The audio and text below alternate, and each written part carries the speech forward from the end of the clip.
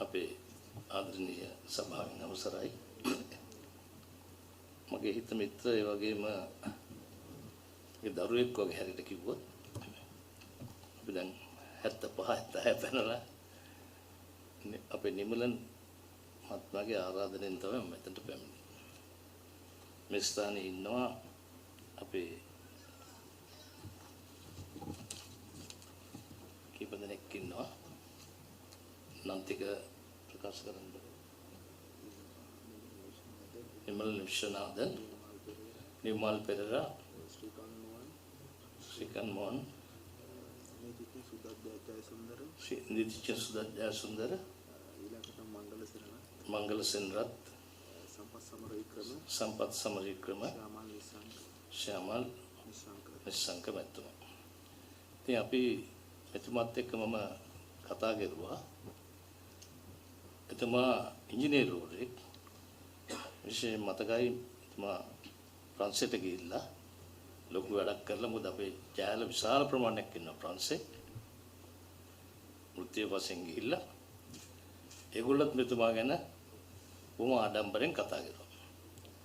මෙතුමා ළඟ තියෙන හොඳ දර්ශනයක් තමයි දැක්මක් තමයි ආගම් ජාති කුල ભેද කිසි දෙයක් නැහැ.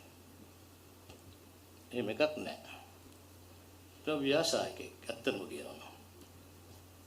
එතුමා ඉන්ටර්ප්‍රෙනර් කෙනෙක්. එතුමාට පුළුවන් යමක් නිර්මාණය කරලා ඒකේ ඵලයක් දරන විදිහට කටයුතු කරන්න. ඉතින් මට මතකයි මම ජී මහත්තයා එක්ක යාපනයේ ගියා. මට ඉගෙනුවේ දෙමළ ටීචර්ස්ලා. මගේ ඉස්කෝලේ මම ඉගෙන ගත්තේ ඒගොල්ලන්ගේ. අපි ක්‍රිස්තුරාජ විද්‍යාලයේ දාසල් විද්‍යාලයේ තමයි ඉගෙන ගත්තේ. ඒ කාලේ ඒගොල්ලන්ගේ තිබෙච්ච ගතිගුණ දැක්කමත් මට හරි පුදුම හිතෙනවා. ඇත්තම කියනවා.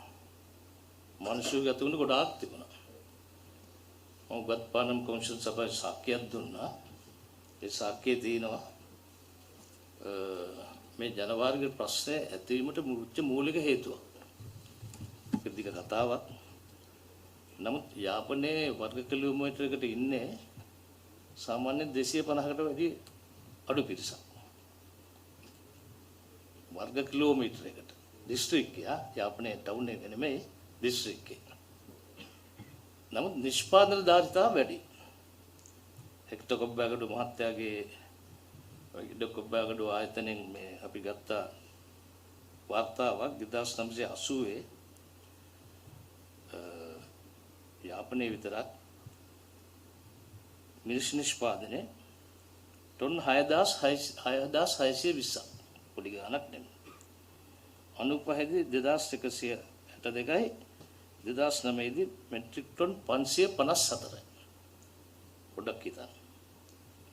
ඊළඟ ලුණු නිෂ්පාදනයේ 80 දී මෙට්‍රික් ටොන් 40901ක් යාපනයේ දිස්ත්‍රික්කයේ. 95 දී මෙට්‍රික් ටොන් 1280යි 2009 දී 1006යි. අඩු වෙලා තියෙන හැටි බලන්න. අල හැම දෙයක්ම එහෙමයි. ඒක සේරම තියෙනවා. ටිකට කතා කරන්න ඕනේ නැහැ. ඒත් මේගොල්ලන්ගේ නිෂ්පාදන ධාරිතාව වැඩි කරගත්තේ ක්‍රිමිනාශක දාලත් නෙමෙයි කාලේ. සුභායික නසම්පත් පාවිච්චි කරලා ශ්‍රමේ තාත්තා අම්මා පුතා සීළු දෙනා මැදහත් වෙන මේ වාර්තාව ඕනනම් මම පිටපතක් කරන්නම් ඔබතුමන්ලට කියවන්න දීර්ඝ වාර්තාවක් මම ඒක තියනවා. ඉතින් මේ වලින් අපිට එතකොට ඒ පැත්තේ ජනගහනය අඩු නිසා කාටද මේ ස්ටොක් එක විකුණ ගන්න ඕනේ? අපේ සිංහල ජාතිය. දැන් අපේ ගම්පහ දිස්ත්‍රික්කයේ ඉන්නවා වර්ග කිලෝමීටරයකට 3000 ගාණක් ඉන්නවා. මගේ ආසනේ බොමු පොඩි ගියර් 5ක් ගාවම යන්න පුළුවන් 4500ක් ඉන්න වර්ග කිලෝමීටර. නිවාස හදාගෙන තත්ත්ව නිවාස හදාගෙන ජනගහනත්වය වැඩි. ජනගහනත්වය වැඩි ඒකට නිෂ්පාදන දායකත්වය වෙන්නේ ඒ වගේ අපේ දිස්ත්‍රික් වල මන්නාරම් දිස්ත්‍රික්කයේ යාපනයේ දිස්ත්‍රික්කයේ ත්‍රිකුණාමලය දිස්ත්‍රික්කයේ තමයි අපිට ඒ අතිරික්තය අපිට විකුණ ගත්තාම කවදාවත් සම්ඩු කරගන්න. නැත්තම් මොනවද කරන්නේ? නමුත් විවෘතාර්ථිකයන් පස්සේ හැම දෙයක්ම පිටරට ගෙනීමට සිද්ධ වෙමින් ඇතිවෙච්ච ප්‍රශ්න රසක් තියෙනවා. ඒ ගැන මම ලොකු වාර්තාවක් දුන්නා, කතාවක් කෙරුවා. ඒක පිළිගත්තා. මේකට ඇති වෙන්න හේතුව කුමක්ද, කොහොමද මේක සිද්ධ වුනේ කියන එක බලද්දී අර මෙතුමා කියව කෘෂිකර්මයේ 47ක්. මේ දැන් 60 ගාණක් කෘෂිකර්මෙන් ජීවත් වෙන්නේ. ඒගොල්ලෝ තමයි අන්ත අසරණ වෙලා ඉන්නේ. මගේ සම්බන්ධතාවයක් තියෙනවා. මම හමුදාවට අවුරුදු 50ක් කණ්ඩ දෙනවා. අමාරු කාලෙත් දුන්නා. ඒකට අල්ල ලුණු මිරිස් හැමදාම මිලදී ගන්න නිසා අත්දැකීම් තියෙනවා. ඒකෙන් තමයි ජීවත් වුනේ. තවත් ව්‍යාපාර රසක් කෙරුවා. නමුත් දේශපාලන ව්‍යාපාරයක් කරගත්තේ නැහැ.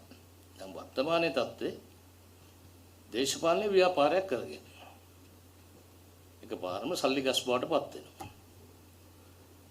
එතකොට සීසර්ගේ දේ සීසර්ට දීලා තමයි අපි හරි සල්ලි ටික හොයාගන්න ඕනේ. බදු ගෙවලා තමයි අපි යමක් පිරිසුදු සල්ලි සුදුසු සල්ලි විදිහට තියාගන්න පුළුවන්. ඉතින් අපිට වෙලා තියෙන්නේ පහුගිය කාලේ අපි අපේ රටේ මේ යුද්ධය නිසා විශාල පිරිසක් වෙන රටවලට සංක්‍රමණය වුණා. ඉන්දියාවටත් විශාල ප්‍රමාණයක් ගියා. නමුත් විශේෂයෙන්ම කැනඩාවට, ප්‍රංශයට ඒ වගේ රටවලට ගිය අය දැන් ඒගොල්ලන්ගේ ලොකු අතිරික්ත මුදලකුත් තියෙනවා. නමුත් ඉපදිච්ච රට ගැන මේ පොඩි පපුවේ කැක්කමක් තියෙනවා. මේ කැක්කම ප්‍රවර්ධනය කරන්න මේ අපේ නිබලන් මහත්මයා එකට උනන්දුවක් ගන්නවා. ඒතර ව්‍යවසායකයෙක් කියන්නේ යමක් හරියම්බ කරලා ඒකෙන් ලැබෙන තෘප්තියකුත් තියෙනවා, ආත්ම තෘප්තියකුත් තියෙනවා. එයා ආත්ම තෘප්තියෙන් යමක් හම්බ කරගත්තම සුසුසල්ලි තියෙනවා නම් බය නැතුව යන්න පුළුවන්, කරදරයක් නැහැ, චෝදනාවක් නැහැ. චෝදනා කරන්නට යෝජනා කරන්නත් ශක්තියක් නැහැ සමහරවිට. චෝදනා විතරයි. අපි පාර්ලිමේන්තුව දැක්කම හැමදාම ගහ ගන්න ඕනේ එච්චරනේ. චෝදනා කරනවා, යෝජනාවක් කරන්න. දැන් මේ යෝජනාවක් මෙතුමා කරලා තියෙනවා. මොකක්ද යෝජනාව? ව්‍යවසායකයන්ව ධෛර්යමත් කරන්න ප්‍රාග්ධනය අපිට ගෙනන්න. ප්‍රාග්ධනය නැත්තම් අමාරුයි. ඒකට මම හිතන්නේ දැන්ටපත් මිලියන 50ක් මිලියන ලක්ෂ 30ක් දීලා තියෙනවා දැන්ට. තව මිලියන 20ක් දෙන්න තියෙනවා. මේ සාර්ථක ලෙස කරපුවම උනතර මුදල් අපිට එවන්න ලෑස්ති. මම දැන් ඔය තියෙනවා NGOs තියෙනවනේ. NGOs වලට උනතර සල්ලි එවන්න කැමති. හැබැයි ඒ සල්ලි වංචා නොකර වාර්තාවක් එක්ක ඇරුවොත් උනතර වෙනම සමාජ සේවා ඇමතිකමත් දරුවා. ඉස්සල්ලාම විදුලි වල ඊළඟ ප්‍රවාහන දීවර සමාජ සේවා සහ විශේෂ ව්‍යාපෘති. ඉතින් මේ අත්දැකීමෙන් අපිට කියන්න පුළුවන් මේ ලංකාව වැටෙන්න දෙන්න බෑ. වැටෙන්න දෙන්න ඕනකමක් නැහැ. අපිට පුළුවන් මේක කරන්න. මානසික තෘප්තියකුත් තියෙන්න ඕන. දැන් බලන්න එතුමා කිව්වා වගේ අර ඉස්සල්ලා කිව්වා වගේ උද්ඝෝෂණ තුර ආයෝජක එනවද රට? නෑනේ. ඒගොල්ලෝ පසුබහිනවා. ලංකාව ස්ථාවර නැහැ කියලා කියන්නේ. ඒතර ස්ථාවරය කරන එක වැඩපිළිවෙලක් තමයි මේ වගේ ව්‍යාපෘතියක්. යන්න ප්‍රමුඛත්වයක් දෙන්න ඕන. අනිත් පක්ෂ පාට කිසි දෙයක් නැහැ මේකට. බොහොම සත්භාවයෙන් කරනවා. මම දේශපාලන පසුබිමකුත් තියෙනවා. මගේ මාමා නේද කවුද? ආර් සම්බන්ධන් මාමා. නමුත් ඒක නෙමෙයි ප්‍රශ්නේ. ඒක ප්‍රශ්නයක් නෑ. එහෙම එකක් නෑ. එතුමා කොයිලාත් ඉන්නේ වෙනත් මතයක. අංග මොනවා වුණත් හොඳ මතයක ඉන්නවනම් ප්‍රශ්නයක් නෑ. කළු පාට සුදු පාට කියලා නෑ. හොඳ මානසික තත්ත්වයේ ඉන්නවනම් අපිට යමක් කරන්න පුළුවන්.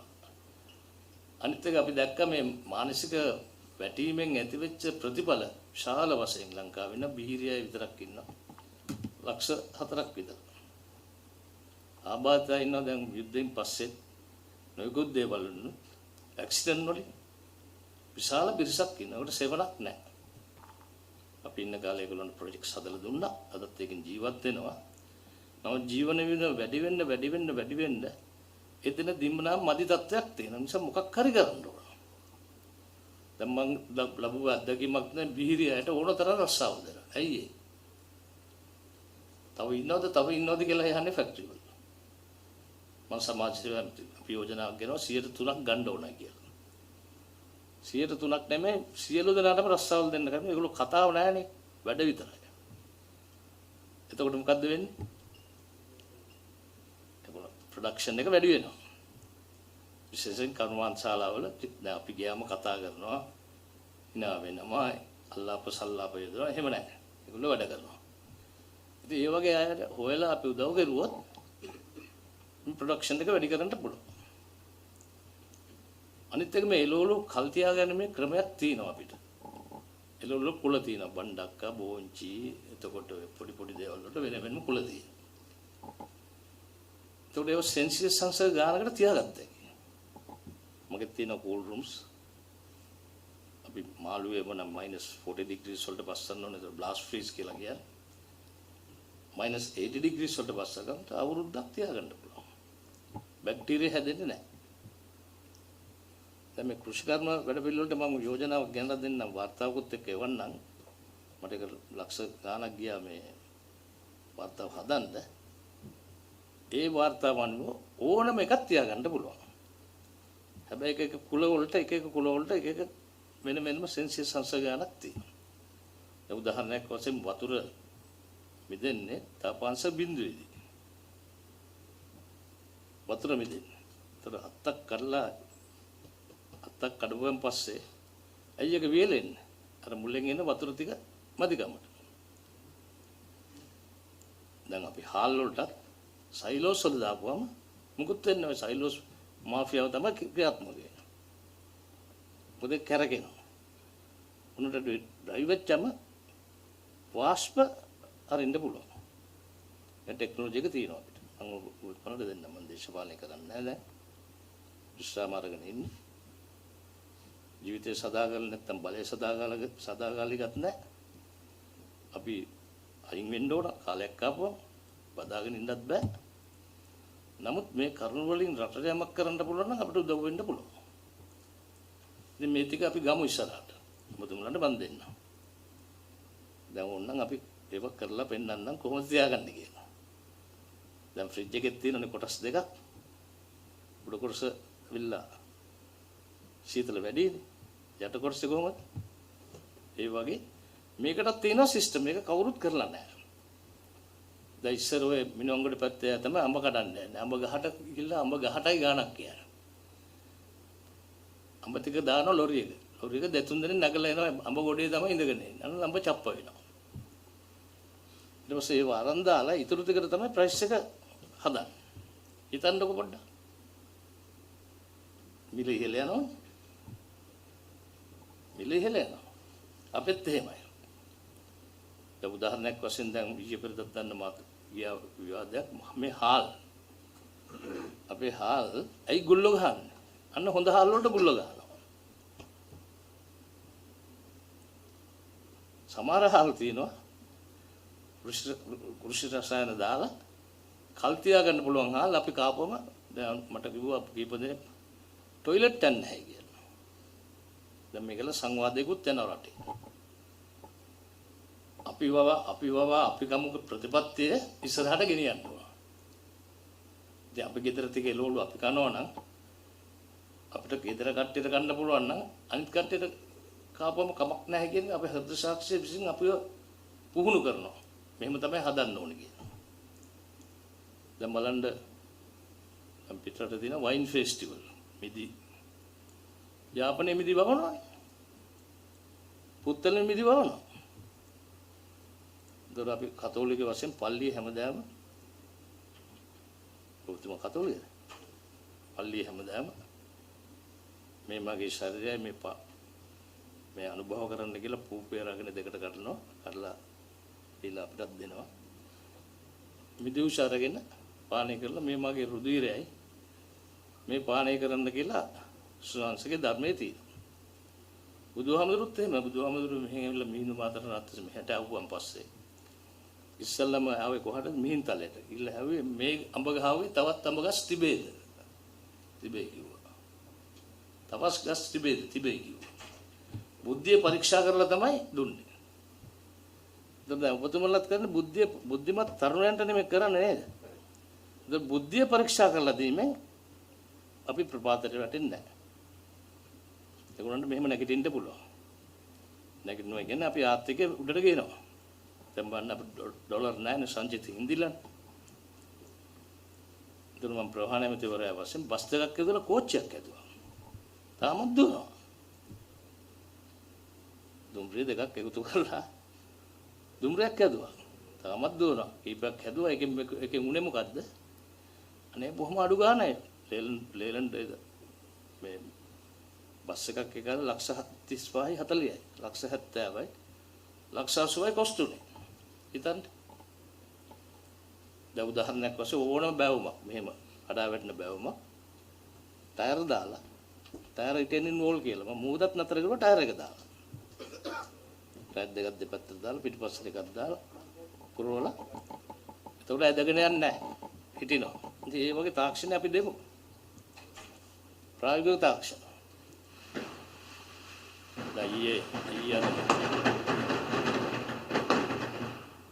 ඊයර වැඩි නායකයා කිව්වා අපි බඩගින්න ඉන්නේ කියලා.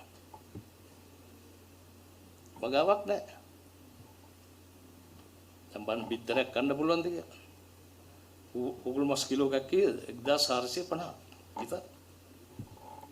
ඇයි අපේ ප්‍රොඩක්ෂන් එක අඩු වීම. ඉතින් ප්‍රොඩක්ෂන් එක වැඩි කරන්න ප්‍රොඩක්ෂන් එක වැඩි වෙන්න ප්‍රයිස් එක බහිනවා. මම ඊටදී කතා කරන්නේ අපි වෙලාවක මෙහෙමලා දීර්ඝ සාකච්ඡාවක් කරමු. ඉතින් මම කියන්නේ අපි සංහිඳියාවක් තියාගන්න ඕන. අර මෙතුමා කිව්වා ඩයස්පෝරා කියලා. අර ඉස්සෙල්ලට කතා කරුවේ කවුද? එතුමාගේ නම නීතිඥ මහත්තයා කිව්වා. පිටරට ගියාම හැමෝම විදේශිකයෝ. ඒක ඩයස්පෝරා සිංහල දෙමළ මුස්ලිම් සේම ඩයස්පෝරා. මේක තමයි ඇත්ත. දැන් විජේ මහත්තයා මම යාපනයේ ගියා සොල්දාදුව බේරගන්න. මුළු යාපනයේම වට කරගෙන පිටිලා වුණ වීඩියෝ කොන්න පස්සේ දාලා පෙන්නන්න හදුන්නේ. ඉතින් මොකද්ද යා කිව්වේ සිංහල දෙමළ මුස්ලිම් සමගියට ජය වේවා. සේරම ආශිර්වාද කරනවා. තුවක්කුව අතරේ තියාගෙන හිටපු මිනිස්සු අන්තිමේදී ප්‍රභාකරන්ගේ මස්සිනා කිට්ටු බය වුණා. ඉක්මනට යන්න කිව්වා. මෙතන බහනකයි කියලා හේතුව එතරම් සෙනගක් පොර කෑවා. ඉතින් 10කට උන්නම් බලන්න දාලා දෙන්න. තේරුණාද මම කියන්නේ මේක අවබෝධ කරගන්න. ඒ කියන්නේ අපි එක රටක්. ඒතකොට ලංකාවේ අටගුණයනේ මුහුද තිබුණේ. දැන් 23 ගුණයක් අරන් තියෙනවා. හිමාලය කන්ද මඩතට්ටුව කිලෝමීටරයක් දක්වා අයිති කිව්වා. මම අයිති කියපු එක නෙමෙයි. UN එකෙන් තිබිච්ච එක ඇප්ලයි කරුවා. ඉතින් ඇප්ලයි කරන්න ගොඩාක් දේවල් තියෙනවා. ඇප්ලයි කරන්න මෙන්න මේ ඇප්ලයි කිරීමක් කරන්න. 23 ගුණයක් හම්බුණා. ඒ සංචාරක වෙන්නේ නැත්තේ දැන්. සංචාරකෝ ලංකාව තරම් සුන්දර රටක් නෑ කොහෙවත්. ඇයි? පැය 3ක එක්ක සීත නූරිලට යන්න පුළුවන්. මේ පැත්තේ මූද අර පැත්තෙන් හීට් එක තියෙනවා. දැන් උදාහරණයක් වශයෙන් සීත ඍතුවට කුරුල්ල කොහාටද යන්නේ? කුරුල්ල අර මෙහෙකට එන්නේ කොහෙටද? නැගිනේර පළාතේදී ආරුගම්බෙට කුරුල්ල පියාඹගෙන එනවා. කොහමද එන්නේ? ඒ විශ්ව ශක්තියෙන් එන්නේ. ඉතින් මේ රට ගොඩ ගන්න පුළුවන් ක්‍රම තියෙනවා. හැබැයි මේ education and intelligence කියන්නේ දෙකක්. උගත්කමත් ඕන, විඥානයත් ඕන. දෙක මිශ්‍ර වුණොත් තමයි මේක ගෙනියන්න පුළුවන් කියන්නේ මගේ වචන ස්වල්ප අවසන් කරනවා. මෙතනදී මම කතා කරන්නේ නැහැ ඔයගොල්ලන්ට වේසමාංශිලා තියෙන අවස්ථාවකදී. හැබැයි මේකට මම අපි උපරිම සහයෝගයක් දෙනවා. ඔබතුමා බලන්න මේ නැගිනේර පළාතේ වර්ග කිලෝමීටර් කීයද ඉන්නේ? දන්නවද? කොච්චරද? 180ක් අත්. උන්න ඇත්ත තත්ත්වය. මේක තමයි තත්ත්වය. ඉතින් ප්‍රොඩක්ෂන් එක ඇති කරන්න පුළුවන් ඒ පැතිවල. අනිත් එක අපි කල්තබා ගැනීමේ ලොකු කල්තබා ගැනීම ක්‍රමය. දැන් උදාහරණයක් වශයෙන් මේ ළඟදී මම එක්කෙනෙකුට කියලා බොහොම සාර්ථක වුණා. පළතුරු වරම් වේල්ලා කුඩු කරලා පැකට් කරලා එක්ස්පෝර්ට් කරනවා. මේක තියෙනවා කරන්න. පළතුරු වරම් කුඩු කරලා මෙයා කරලා එක්ස්පෝර්ට් කරනවා. දැන් තක්කලි පායන කාලෙට මේ තක්කලි හැම වෙලාවෙම එන්නේ නැහනේ. තක්කලි ජූස් එක අරගෙන ෂැම්පූ බොම් එකට දාලා අර කඩලා දානවා. මේ පිටරට කරන දේවල්. තක්කලි ගෙඩිය දකින්නේ නැහැ. නමුත් තක්කලි ජූස් එක ප්‍රමිතියනෝ තියෙන්න ඕන. ගෙඩි ගේන්න ඕනේ නැහැ. මොකද ගෙඩි හැමදාම නැහැනේ. අරාබි ප්‍රදේශ වලට කෘෂිකර්මයේ පැත්තත් මම පොඩ්ඩක් කියන්නම්. අරාබි ප්‍රදේශ වල මේ දෙහි දෙකට කපලා දාන්නේ නැහැ. දෙහි වේලලා හොඳට හොදලා දෙහිගේ පිටින් තමයි මේකට දාන්නේ. මොකටද? බත් එකට. අර ලෙල්ලේ තියෙන ජූස් එකත් එළියට යනවා. ඇතුළට එනවා. පටන් ගන්න පුළුවන්. පටන් ගන්න. ඩුබායි වලට ඕන තරම් අරින්න පුළුවන්. මෑස් දෙකෙන් දැක්ක ගිහිල්ලා. හැබැයි සීසන් එකට ප්‍රයිස් එක අඩුයි. සීසන් නැති කාලට නගිනවා. මේක තමයි යථාර්ථය. ඒකෙම මගේ වචන ස්වල්ප අවසන් කරන බොහෝ ස්තුතියි.